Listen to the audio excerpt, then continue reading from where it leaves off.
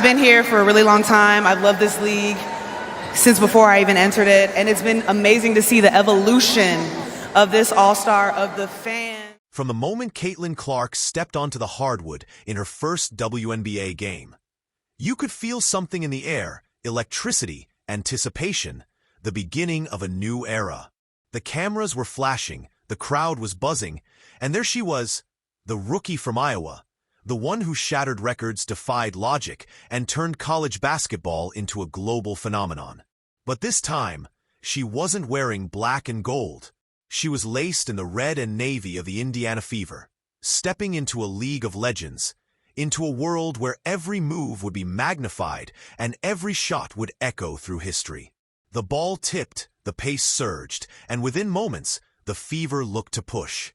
On the wing, Caitlin's eyes scanned everything, defenders shifting, angles collapsing, the rhythm of the floor pulsing like music only she could hear. The first possession came and went, but the second told the story. A steal, the ball bouncing perfectly into her hands as if the game itself wanted her to have it. She glanced up court. The thought flickered. Pull up from three? No, she drives. One smooth step through traffic, a hesitation, a burst of speed, and the ball kisses the glass and drops through. Those were the first points of Caitlin Clark's WNBA career. The arena erupted. Cameras flashed. The Indiana bench jumped to its feet. The rookie was on the board. Moments later, she pulled up from deep. No hesitation, no fear. The net snapped. Her first WNBA three-pointer. That sound, that swish, it felt symbolic. The same pure sound that haunted defenders in college, now echoing in professional arenas. And from that point forward, every defender in the league knew, you can't give Caitlin Clark even a fraction of space. Because for her, space is opportunity, and opportunity turns into fireworks. What makes her so different isn't just the range, it's the rhythm.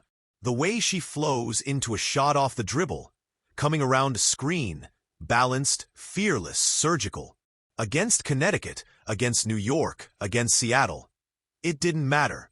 She probed, she read the floor, she baited defenders into traps only she could escape from. Then came that play against the Sun. The defender goes over the screen, Clark drags her out just enough, takes one step back, and buries it from beyond the arc, crowd stunned. Teammates smiling. That was her third three of the night. Her parents stood up, clapping and laughing in disbelief. They had seen this before, but never under this kind of pressure, never on this stage. From that moment on, the rookie was no longer playing like a newcomer. She was playing like the face of a franchise reborn. The Fever had been searching for an identity for years, for that spark to reignite the city of Indianapolis. And now, with every no-look pass, every logo three, every crossover that left defenders grasping at air, Caitlin Clark was giving Indiana something to believe in again. Watch her off the dribble, one-on-one, isolation at the top. The crowd murmurs. The defender crouches. Caitlin rocks back, fakes left, crosses right, step back, three. Bang. A career-first step back, three going right. Pure poetry in motion. She normally prefers the left, but that night, she made it look easy. Confidence overflowing. The Fever bench rose again, celebrating not just a shot, but a statement. This wasn't about proving she belonged. It was about proving she could dominate. And it wasn't just scoring. Her passing. My God, her passing. The vision that once split Big Ten defenses now cut through WNBA rotations like a blade. There was that moment. A bounce pass to Aaliyah Boston, perfectly timed between two defenders, threading a needle only Clark could see. Boston finished it effortlessly. You could almost hear the connection between them.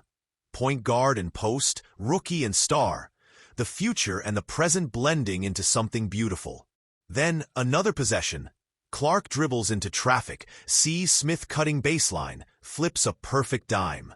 2 assists, and a bucket on the Fever's first 3 possessions. The crowd roared. Hustle Hoop called it in the edit room. This is what made her a generational player.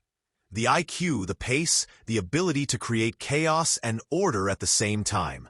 She's moving without fear, pushing tempo, playing chess while everyone else plays checkers. And then, the logo threes. You can feel it when she starts walking it up the floor, the crowd rising, knowing what's coming. The defender sags just a little too far. Caitlin catches it near half court. No hesitation. Boom. A Brooklyn logo bomb. A moment frozen in time.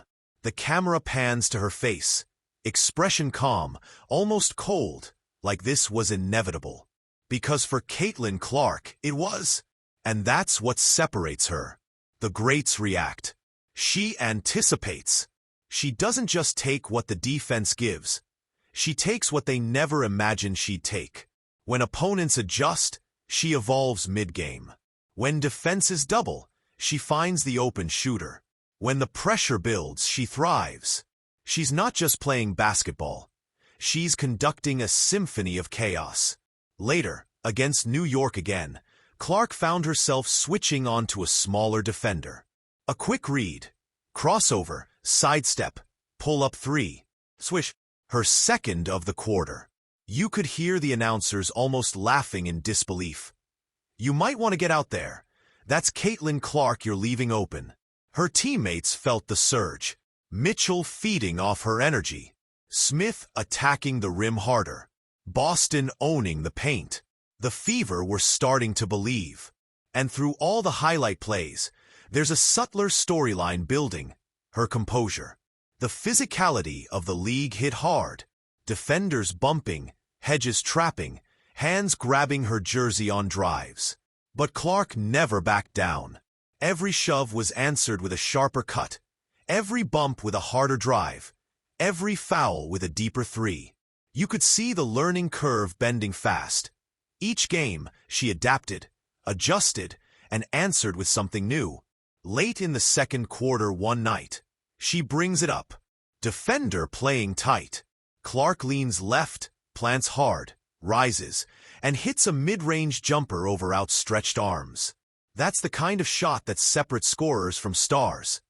The in-between game, the rhythm pull-up that silences runs. 20 points on the night, and the rookie wasn't done. The Fever had trailed, rallied, and found rhythm through her playmaking. Transition. Clark with the ball, head up, eyes everywhere. She sees the defense rotating too slowly. Bounce pass, Benley lays it in. Fourth assist.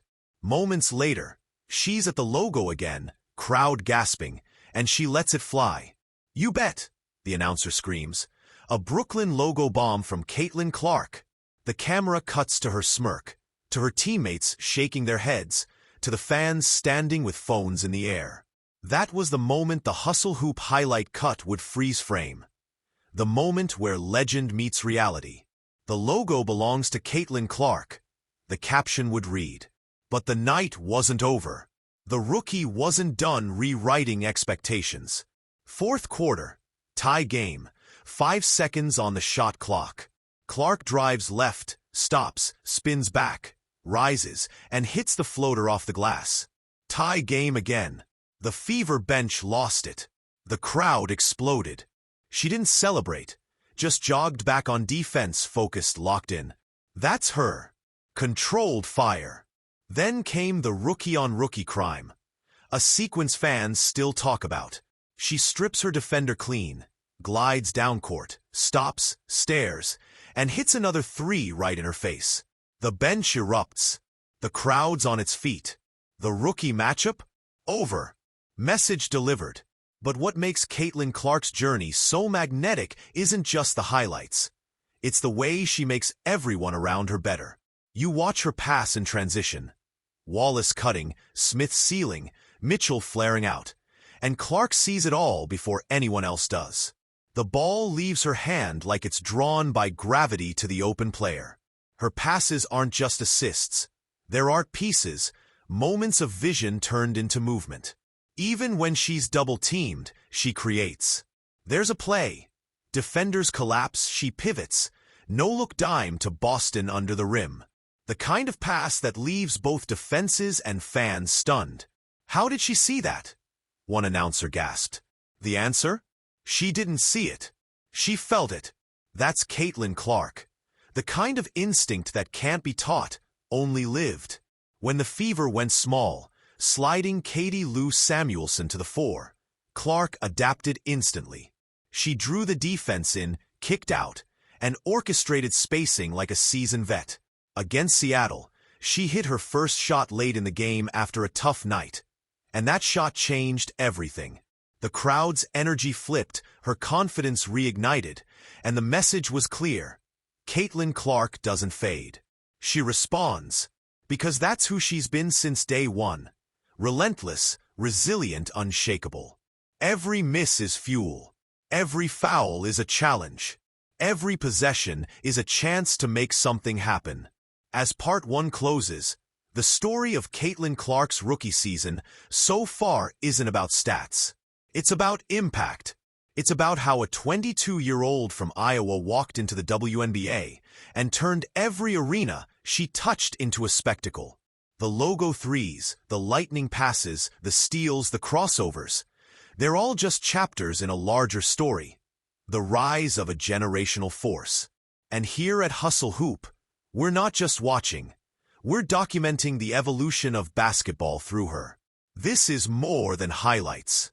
This is the arrival of Caitlin Clark. The roar never really stopped. After those first weeks, after the logo bombs and fearless drives, Caitlin Clark had done more than make headlines. She'd altered the atmosphere of the WNBA. Every arena she walked into felt different.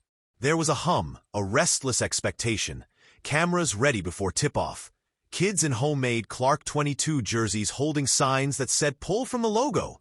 The league had stars, legends, champions, but now it had an energy storming through its gates, a movement wrapped in a ponytail and a jump shot built for folklore. By June, she had turned the Fever into must-see TV. Opponents designed entire game plans around her. Trap early, switch late, body her on every cut. But somehow, she still found daylight. Against Seattle, the same pattern unfolded. Early misses, defensive pressure, crowd murmuring, and then snap, the rhythm clicked. One crossover, a burst, the release, pure. The net popped like a heartbeat. The commentators went silent for half a second, because everyone knew what that sound meant. She was heating up. Indiana's offense began to hum in tune with her tempo. The ball zipped faster. The spacing widened, and even veterans like Kelsey Mitchell found new lanes because of the gravity Caitlin created. Her range stretched defenses to breaking point. Defenders chasing her 30 feet out, leaving cutters slicing open underneath. Hustle Hoop's narration called it the Clark effect. How one player's courage to shoot from the skyline reshapes an entire floor plan. Then came that night against the Liberty. The defending beasts, the team loaded with shooters, champions, and swagger. The Fever entered as underdogs, but Clark came in glowing calm. First quarter. Hesitation, cross, step back, splash. The Barclays crowd gasped. The scoreboard hadn't even warmed yet. By halftime, she'd buried 3 from beyond NBA range. Every time New York threatened to run, Caitlin answered. One possession, she was trapped on the sideline. The next, she slipped a bounce pass through 2 defenders to Boston.